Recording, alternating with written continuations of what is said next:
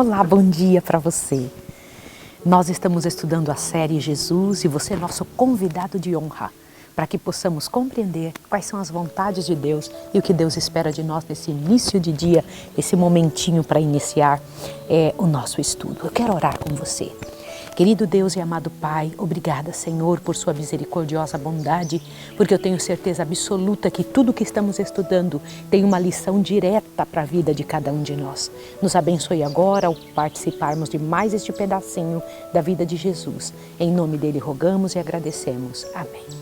Você se lembra da última vez que nós estudamos, que estávamos falando sobre o momento em que Jesus iria ordenar os discípulos? Pois eu preciso comentar uma coisa muito importante com você. Olha só que interessante. Lembre-se que um não foi chamado, se adiantou. E eu quero chamar a sua atenção sobre Judas, por que ele era assim. Observe aqui, ó. Quando Judas foi chamado no meio dos discípulos, os discípulos ficaram, quando ele veio para o meio dos discípulos, os discípulos ficaram impressionados que um homem tão inteligente, tão capaz, com tantas capacidades, fosse tido entre eles, entendeu? Eles falaram, puxa vida, que privilégio para o nosso ministério. No entanto, Jesus sabia a respeito de Judas quem ele era de verdade. Ele tinha bons traços de caráter, mas ele mantinha algumas coisas que o levou à ruína. E eu quero comentar isso com você. Observe agora, olha só. Deus toma homens tais como são, com os elementos humanos de seu caráter e os prepara para o seu serviço, caso queiram ser disciplinados e dele aprender. Não são escolhidos por serem perfeitos, mas apesar das imperfeições, para que pelo conhecimento e observância da verdade, mediante a graça de Cristo, se possam transformar a sua imagem. Era o que Jesus esperava para Judas. Mas observe quem era ele. Judas teve as mesmas oportunidades que os outros discípulos. Viveu com Jesus, imagine comer na mesa com Jesus, acordar com ele, ouvir-lhe as informações dos lábios assim em primeira mão. Isso Judas teve como todos os outros discípulos. Escutou as mesmas preciosas lições, mas a observância da verdade, presta atenção nisso aqui, a observância da verdade exigida por Cristo estava em desarmonia com os desejos e desígnios de Judas. Entendeu a diferença? Às vezes sabemos e entendemos alguma coisa, mas nossa vida não tem esse foco. Nós não estamos querendo fazer o que Jesus diz. A observância da verdade não faz parte dos nossos desígnios. Ainda diz assim, ele não queria ceder suas ideias a fim de ceder à sabedoria de Cristo. Será que isso não acontece com a gente às vezes? Será que não é assim? Observe mais. Mas quão ternamente Jesus tratou o seu traidor. Jesus falava com ele com palavras de paciência, de bondade, de um cuidado tremendo para que Judas não pudesse sentir nenhuma justificativa para a sua atitude. Jesus o tratava com muito amor.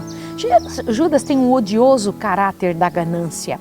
Era cheio de presunção e em lugar de resistir à tentação, presta atenção nisso aqui, em lugar de resistir à tentação, continuava suas práticas fraudulentas por baixo do pano. Veja, ninguém encontrava, ninguém descobria o que ele fazia, então ele continuava dia após dia nas mesmas práticas.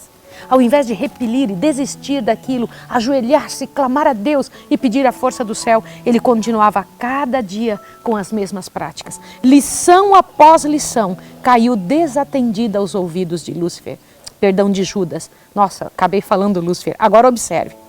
Judas preferiu conservar os seus defeitos, maus desejos, vingativas paixões, sombrios e maus pensamentos eram nutridos.